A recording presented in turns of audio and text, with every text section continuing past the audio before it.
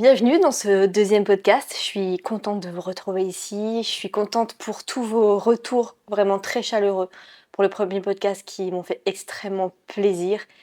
J'ai mis un peu de temps en fait à trouver un projet qui me ressemblait beaucoup plus. J'ai commencé le web marketing il y a maintenant 13 ans. J'ai commencé un site internet, une chaîne YouTube en 2015. Mais depuis, cette chaîne, du coup, elle a 10 ans. Mon ancienne chaîne YouTube, elle a 10 ans. Et je voulais repartir sur quelque chose qui me ressemblait beaucoup plus, affirmer un petit peu ma vision du marketing Internet, et donc créer ce podcast Mamie Preneuse, qui est un podcast, on va dire, chaîne YouTube, avec l'image en plus. Donc, dans ce podcast, on va parler de plusieurs choses. On va toujours avoir ces différentes rubriques, donc avec la carte du jour qui peut répondre à certaines de vos interrogations dans le business en ligne. On va parler ensuite de mon inspiration qui m'a donné certaines réflexions dans la vie en général. On va parler ensuite de dopamine menu qui m'aide énormément. On va parler du produit du moment, mon petit truc que j'aime en ce moment, un petit produit qui m'aide dans la vie au quotidien. Ensuite, on va parler de ChatGPT et pourquoi il faut se méfier de ChatGPT. On parlera ensuite de la question de l'ombre d'une auditrice et j'ai reçu vos premières questions anonymes et merci beaucoup. Donc là, j'ai pris la première en fait et je répondrai au fur et à mesure à toutes vos questions. Le lien se trouvera toujours dans la description. Vous pouvez me poser n'importe quelle question autour du business en ligne, de la vie, du dev perso et j'y répondrai. On va voir la recette de grand-mère ensuite par rapport à un panier garni de mini-produits. C'est une petite idée de business pour gagner un peu d'argent. Et enfin, on terminera avec la citation de la semaine. Alors, l'énergie du moment, on va commencer avec du coup le tirage de la carte. Donc, c'est parti. Et avant de tirer la carte, je vous invite, si ce n'est pas encore fait, à télécharger le magazine que j'ai pris pas mal de temps à créer, un petit magazine féminin version mamie preneuse. Dedans, il y a pas mal d'articles sur l'organisation, le bien-être. Il y a le petit business tarot. Qu'est-ce qu'il y a encore? Il y a un template de la semaine parfaite dont vous pouvez vous inspirer. On a des schémas pour vous expliquer comment simplifier votre business. Il y a pas mal de choses. Il y a 36 pages, je crois, en tout. Et il y a vraiment des petites pépites à prendre dedans. C'est totalement offert. Donc, si vous voulez le télécharger, le lien se trouvera dans la description. Alors, c'est parti pour la carte du jour. Au hasard. Au hasard, on tombe sur donc la 10 d'épée. La 10 d'épée, je vais dire la signification et ça pourra peut-être vous donner des réponses. Donc, c'est parti, la 10 d'épée. Ça concerne le lâcher-prise déjà. Donc, c'est parti, je vous lis la signification. Peut-être qu'en fait, en ce moment, vous posez des questions dans le business, dans votre travail, et cette carte peut vous y répondre. Vous êtes arrivé au bout de ce qu'il était possible de réaliser avec de l'ego. Vous avez travaillé du mieux que vous le pouviez. Toutes les stratégies marketing ont été mises en œuvre. Vous avez sonné à toutes les portes, vous avez fait appel aux meilleurs, mis en place tout ce qui devait l'être, votre puissance mentale a donné tout ce qu'elle pouvait donner. Et pourtant, vous n'obtenez pas les résultats à la hauteur de vos attentes. Et c'est une excellente nouvelle. Si vous avez tiré cette carte, c'est que vous êtes sur le point de passer de l'autre côté. Cela commence par le fait de lâcher les armes et d'accepter, en quelque sorte, de ployer le genou. Vous êtes allé au bout, bravo. Un grand déblocage arrive. Vous allez bientôt découvrir que rien ne peut se passer si vous agissez par l'extérieur. Toutes les stratégies de contrôle que vous entreprenez sont tôt ou tard vouées à l'échec. Toutes les actions qui prennent appui sur une peur, même si vous n'en avez pas conscience, sous quelque forme que ce soit, vous mèneront à la frustration, à la déception ou à l'épuisement.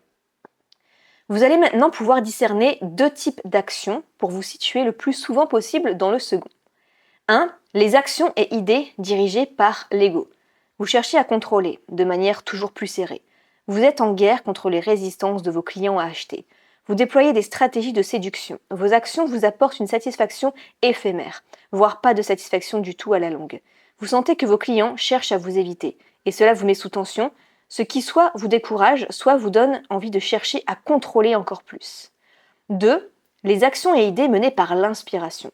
Le simple fait d'agir, de penser, est déjà une satisfaction en soi. Vous adorez ce que vous faites. Vos actions sont portées par la joie, la créativité, les idées. Elles fusent sans effort.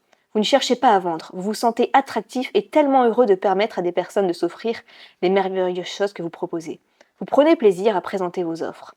Vous adorez être en contact avec vos clients et eux aussi. Venir chez vous leur procure beaucoup de bonheur car ils se sentent considérés même s'ils n'achètent pas. Le mantra à retenir, c'est j'agis selon mon inspiration. Donc, il ne faut pas être quelqu'un qui cherche à forcer une vente. Il faut l'accueillir avec bienveillance. Donc essayez de lâcher prise, faites les choses avec plaisir. Maintenant, je voulais vous parler de l'inspiration du moment qui concerne en fait les experts dans leur domaine. Être expert, c'est bien parce qu'on s'y connaît beaucoup dans un domaine. Le problème, c'est que sur YouTube, je m'ennuie quand je regarde des experts parce que la plupart des experts parlent de choses quand même générales et ne vont pas donner leur avis personnel. En fait, ils sont tellement en train de vouloir dire des choses qui vont faire bien, montrer qu'ils ont les connaissances, que finalement, leur propre vécu personnel ou faire leurs propres tests, ils vont pas donner leur méthode parce qu'ils cherchent pas à faire.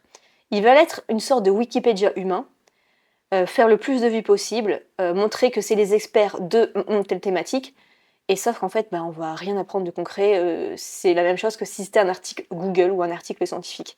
Et ça, je trouve que c'est super frustrant et j'en vois de plus en plus. Notamment, je voyais une chaîne YouTube en fait d'une docteure à la base américaine qui a créé une chaîne YouTube et qui a fait pas mal. Ah, c'est vrai qu'il manquait le chat pour le podcast. Et en fait, elle a fait pas mal de vidéos quand même assez intéressantes. Ça pouvait être sur, je sais pas, la perte de poids, le cortisol, les hormones, pas mal de choses où ça fait des centaines de milliers de vues. Le problème, c'est que en fait, quand je regarde la vidéo et que je vois les informations qu'elle donne, je trouve ça hyper superficiel et super général. Et au final, ok, c'est bien, il y a de l'idée, mais il n'y a pas, vous savez, les petits hacks, les petits trucs qu'on ne voit nulle part.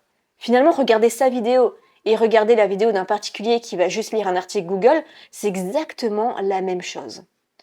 Donc je trouve ça assez dommage de voir toutes ces personnes sur YouTube qui veulent tellement finalement se saucer, faire des milliers de vues que ils oublient que les gens attendent leur partage personnel.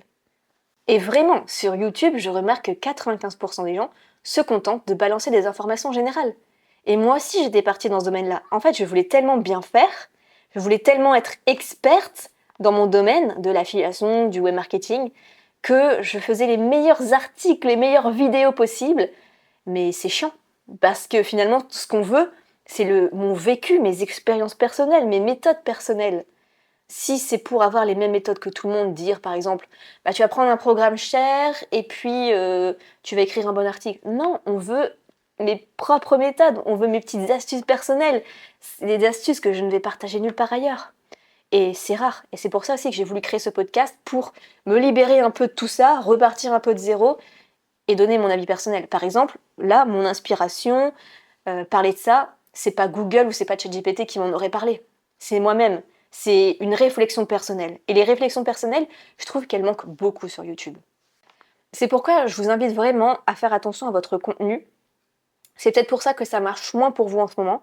Parce que si on répète juste les informations qu'on voit, des informations générales, des choses d'experts, tomber dans le syndrome de l'expert, ça va être un petit peu ennuyant à force. Et les gens, c'est pas forcément ce qu'ils recherchent.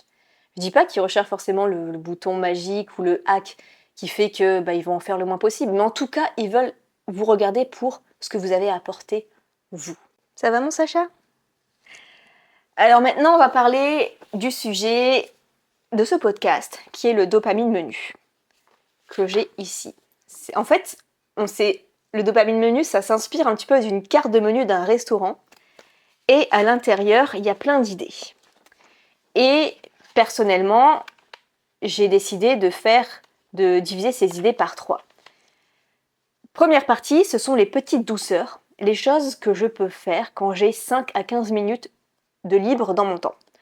Ensuite, j'ai ce que j'appelle les rituels de Queen, qui prennent en moyenne 1 heure, si j'ai 1 heure devant moi. Et si j'avais vraiment toute une après-midi devant moi, j'ai les rituels de vraie pause, donc qui demandent plus d'1 heure. En fait, le dopamine menu, qu'est-ce que c'est?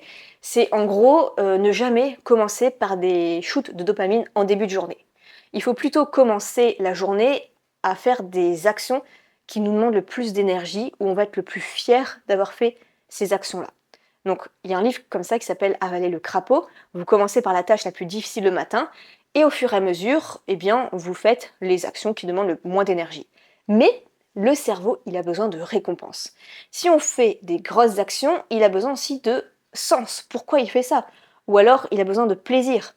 Et donc, pour chaque pause, parfois je me dis, ok, j'ai bien travaillé, je me rythme une petite pause, mais qu'est-ce que je vais faire?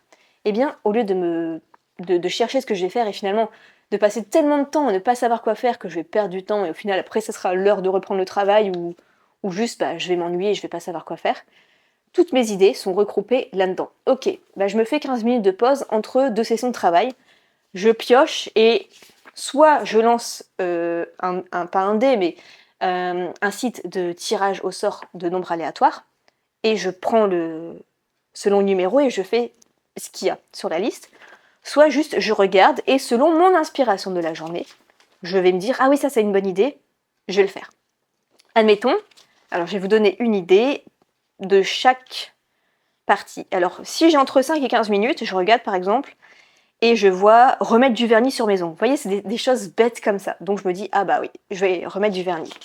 Ensuite, si j'ai environ 1 heure devant moi, je vais dans la deuxième partie et je vais par exemple aller m'acheter un goûter ou encore lire un chapitre d'un livre. Qu'est-ce qu'on peut encore avoir d'autre? Compléter une ancienne formation, trier un meuble. Vous voyez, ça peut être quelque chose qui a du sens, quelque chose qui a moins de sens, quelque chose qui est utile, enfin il y a un peu de tout. Et enfin, les rituels de vraie pause, où j'ai vraiment une après-midi devant moi, ça peut être par exemple me louer un film, faire une sieste, m'acheter un nouveau livre, voilà, ce genre de choses. Mais au moins, tout ce qui me ressemble et tout ce que j'aime, je l'ai dedans. Donc, je trouve ça vraiment pas mal, et si vous avez aucune idée, je vous ai créé un petit dopamine menu avec un tout petit prix si vous voulez le télécharger, je le mettrai en description. Tout ça, moi, je l'ai écrit à la main, mais je vais tout recopier en fait à l'ordinateur en format PDF pour que vous puissiez l'imprimer, le compléter aussi avec vos idées. Et en fait, dans chaque partie, je les ai complétées et il y a à peu près 80 idées dans chaque partie, donc il y a vraiment de quoi, si ça vous intéresse, d'avoir le vôtre aussi. Maintenant, le produit un petit peu du moment que j'aime et qui a un petit peu changé ma vie, c'est ceci. C'est le magnésium bicéglycine. On est beaucoup en carence de magnésium. Alors attention, il n'y a aucun sponsor, il n'y a aucun partenariat, mais alors pas du tout. Les marques s'en foutent que j'ai très peu d'abonnés sur une nouvelle chaîne et je fais pas de partenariat, je m'en fous du tout. Je fais que de l'affiliation, donc du coup c'est moi qui ai des coups de cœur sur les produits et à la rigueur c'est moi qui me mette le lien d'affiliation. Mais ce que je veux dire c'est que je veux vraiment vous aider. C'est pas quelque chose qui est biaisé où on me force à faire un partenariat, c'est vraiment quelque chose qui a changé ma vie. Parce que je remarquais que ces derniers temps, j'avais par exemple la petite paupière qui tremblait, le cou qui se bloquait un peu, et tout ça en fait c'est parce que c'est un peu du stress inconscient, se réveiller la nuit. Et donc prendre du magnésium, ça aide beaucoup à déstresser tout le corps et à bien dormir surtout. Donc pourquoi le magnésium sous cette forme-là? Parce qu'en fait c'est le mieux assimilé par le corps humain. Personnellement, j'en prends 2 avant de dormir. Normalement, c'est un chaque repas 3 fois par jour. Mais moi, j'en prends 2 avant de dormir et c'est la meilleure façon que j'ai d'apaiser tout mon système du corps. Alors, ça a vraiment plusieurs fonctions. Ça réduit du coup l'anxiété. Même si vous ne vous sentez pas forcément nerveux, vous avez toujours parfois quelques petits trucs dans la tête qui traînent. Donc, ça aide beaucoup. Ça aide beaucoup pour le sommeil aussi. Ça réduit la fatigue physique, mais aussi nerveuse. Ça soulage toutes les tensions musculaires. Ça fait baisser le cortisol. On a une meilleure assimilation sous cette forme-là. C'est un soutien hormonal aussi pour les femmes. Donc, si il y a des femmes qui ont le syndrome prémenstruel assez fort, c'est-à-dire que vous avez beaucoup de douleurs avant les règles, ou alors vous avez le SOPK, ça peut aider. Ça vous aide aussi à avoir une meilleure concentration pour le travail. Ça vous aide à soutenir votre foie. et ça vous aide à moins avoir de palpitations au niveau du cœur. Donc franchement, ça, en plus c'est expertise française, riche en vitamine B6, vraiment très très très bon produit, je vous mettrai le lien en description. Toi ça va, t'es pas trop stressé? Deuxième sujet du podcast, c'est de se méfier de ChatGPT. ChatGPT, il est absolument génial. Et je m'en sers limite toutes les heures à peu près. Et ça m'aide énormément pour plein de choses, que ce soit la vie professionnelle ou la vie personnelle. Le problème, c'est que je commence à prendre mes distances un peu avec lui. Parce qu'il me déçoit et parce que je me sens moins bien moralement depuis que je l'utilise. Vraiment. Je me sens moins bien parce que parfois je lui parle et j'ai l'impression finalement qu'il me répond plus par politesse et je suis face à un mur. C'est hyper frustrant de voir aussi que ChatGPT, il est toujours d'accord avec vous. Il est toujours dans votre sens. Même si vous avez tort, il est toujours dans votre sens. On appelle ça le yes man, ChatGPT. Et du coup, c'est dommage à chaque fois de lui faire des prompts en lui disant ne sois pas toujours d'accord avec moi, montre-moi d'autres façons de voir les choses. Enfin, si à chaque fois il faut venir derrière lui pour ça, on n'y pense pas toujours et donc c'est un peu chiant. Et en plus, il nous donne des informations qui sont fausses. Et en fait, on a tellement tendance parfois à lui faire confiance, on se dit on va gagner du temps, qu'on ne va pas toujours tout vérifier et ça peut porter de graves conséquences. Il y a par exemple une affaire qui a fait parler d'elle. C'est un avocat, je crois, aux États-Unis. Il a voulu en fait se servir de ChatGPT pour trouver de la jurisprudence, c'est-à-dire des affaires qui étaient similaires à celles qu'il voulait traiter. Et il a utilisé ChatGPT pour pas trop s'embêter et aller plus vite. Et il a réécrit en fait les affaires que ChatGPT lui avait dictées pour gagner son procès. Donc c'est dit trop cool, ça me mâche le travail, je vais répéter les affaires pendant ma plaidoirie et je vais gagner le procès.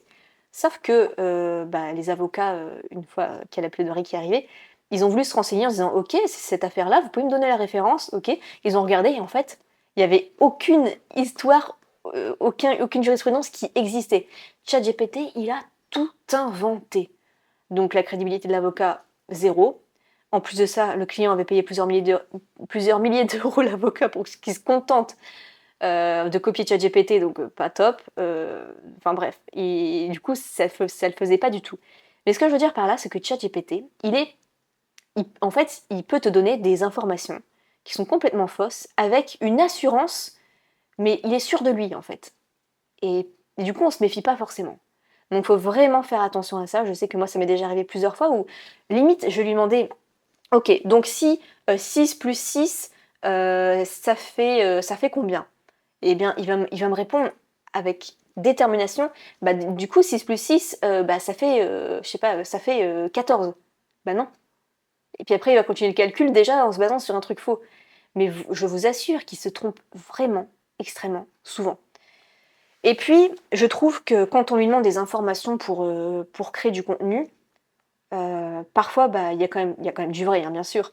Mais je trouve qu'on se sent moins fier de répéter tout simplement ce qu'il a à dire. Je sais pas, on va lui dire par exemple, écris-moi un article sur, je sais pas, justement les bienfaits du magnésium. Ok, en fait, on va se contenter de faire quoi? Copier-coller. Mais c'est cool, on a gagné du temps, mais est-ce qu'on se sent fier du contenu? Pas du tout. Et du coup, moi, ça me baissait un petit peu mon envie de travailler parce que je me disais, certes, j'ai jamais gagné autant de temps depuis que j'utilise ChatGPT pour plein de choses, mais je sais pas, je me sens bizarre, je me sens moins fière de ce que je suis en train de créer. Et c'est pour ça aussi que j'ai voulu repartir de zéro et créer ce podcast en créant plusieurs catégories où c'est vraiment moi qui décide et qui contrôle et qui met le contenu dans chaque catégorie. Parce que ChatGPT, franchement, je sais pas, c'est un peu un ami toxique en fait. C'est parce que c'est la personne qui est tout le temps d'accord avec toi qui va pas forcément te remettre en question. C'est la personne qui peut te dire des absurdités. Je sais pas, ça reste une IA en fait. En plus, elle a pas du tout l'expérience, c'est juste des informations. Donc je sais pas, je me méfie. Puis je trouve que même répéter les informations, on est moins dans le flow, on est moins dans la concentration. On voit, je sais pas, on est moins fier en fait. On se contente de copier-coller. Enfin, en fait, je sais pas, ça n'a plus de goût en fait de faire les choses comme ça. Et je trouve que ceux qui vont le plus réussir à l'avenir, ce sont ceux qui auront une bonne concentration. Et donc pour ça, il faut éviter de trop se fier à ChatGPT ou les IA en général et garder un contenu qui nous est propre. Par exemple, je crois que c'est dans l'avion de... J'ai regardé un documentaire sur ça. C'est l'avion de celui qui a atterri sur l'eau, sur le fleuve de New York, je crois. Et en fait, lui, normalement, il y a une procédure automatisée. Et il n'a pas suivi la procédure automatisée, il n'a pas fait confiance en la machine. Il n'a pas fait confiance en l'IA. Et il s'est dit, je vais reprendre les commandes moi-même. Même si la machine me dicte de faire ça, je vais suivre mon intuition. Et ça, les IA n'auront jamais l'intuition qu'un être humain a. Et il a suivi son intuition et il a réussi, avec une très faible probabilité finalement, de faire atterrir l'avion. Et finalement, je crois qu'il n'y a eu aucun décès. Alors que s'il avait suivi la procédure, il aurait échoué. Donc comme quoi, faut pas toujours s'y fier en fait. L'intuition, je trouve qu'elle est plus forte, surtout quand on est créateur de contenu. C'est pas parce que l'IA elle vous dit ah ça serait une superbe idée d'offre à faire. Dans 99% des cas, les offres qu'ils me proposent, c'est nul. Et au début pourtant, je faisais confiance. Je les faisais ou je commençais à les faire et j'y prenais aucun plaisir. Et finalement, si j'y réfléchis moi-même, si j'écoute plutôt mes clients, mon audience, je prends le temps, le recul, là ça match. Donc vraiment, faut vraiment se méfier de ChatGPT. Et puis c'est toujours la même chose. Au début, il te dit ah mais je suis complètement d'accord avec toi. C'est une super bonne idée que tu as là. Après, il développe le truc où ça fait 3 dissertations. Et à la fin, il te dit est-ce que tu veux que je t'aide à mettre cette solution-là dans un plan de 21 jours et que je te le fasse en version PDF? C'est lourd. C'est vraiment lourd.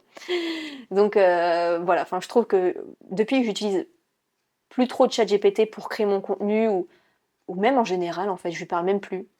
J'ai pris mes distances avec lui. Je me sens mieux, plus créative, plus concentrée, plus heureuse en fait au final. Paradoxalement. Enfin, pas paradoxalement, je vais vous expliquer pourquoi, mais c'est mieux. Passons maintenant à la question de l'ombre d'une auditrice ou d'un auditeur. La question que j'ai eue, c'est en fait, pourquoi le CEO de cette vidéo, elle est à 0. En gros, c'est-à-dire le référencement de cette chaîne YouTube, de ma vidéo précédente, j'ai aucun référencement, c'est-à-dire il n'y a aucun mot-clé, il n'y a aucune description. En gros, les gens ne peuvent pas taper une recherche sur YouTube et tomber sur moi, à part le nom Mamie Preneuse. C'est un petit peu voulu en fait. Parce que sur cette chaîne, c'est plutôt un style podcast, donc en gros, je préfère que YouTube me mette en avant dans la page d'accueil et qu'il sélectionne des personnes que ça pourrait intéresser, plutôt que de faire du référencement où les personnes vont me regarder juste une fois pour un tuto et puis après bye bye. J'ai trop fait cette erreur en fait sur mon autre chaîne et donc là je préfère faire une petite audience qui me découvre et qui suit mes vidéos plutôt que d'être Madame Tuto sur des logiciels d'affiliation ou des mots-clés. Ça je le réserve plutôt à mon autre chaîne principale et mes autres micro-chaînes sur l'affiliation. Là, je suis d'accord, ça marche à 100%. Mais ce n'est pas du tout mon intention sur cette chaîne. Je ne veux pas faire du SEO, du référencement. Je veux juste créer une petite audience de personnes qui se reconnaissent en tant que mamie preneuse ou papy preneur. Et voilà, c'est pour ça en fait que je m'embête pas au niveau du référencement. Passons maintenant à la rubrique recettes de grand-mère business, qui s'appelle le panier garni. En gros, l'idée, c'est de prendre tous tes mini-produits, donc tes templates, tes PDF, qu'est-ce que ça peut être encore, tes audios, tes petits guides PDF, tes petits guides à compléter, ce genre de choses, et tu regroupes tout dans un pack à un prix très intéressant. Ça fait comme une boîte à outils que les gens peuvent télécharger et tu fais un prix promotionnel parce que les gens vont être contents d'avoir plein de choses pour un petit prix et ils vont faire vraiment une excellente affaire. Et toi, dans un sens, ça vide un peu tes placards, ça relance une offre, surtout en été où c'est un petit peu calme.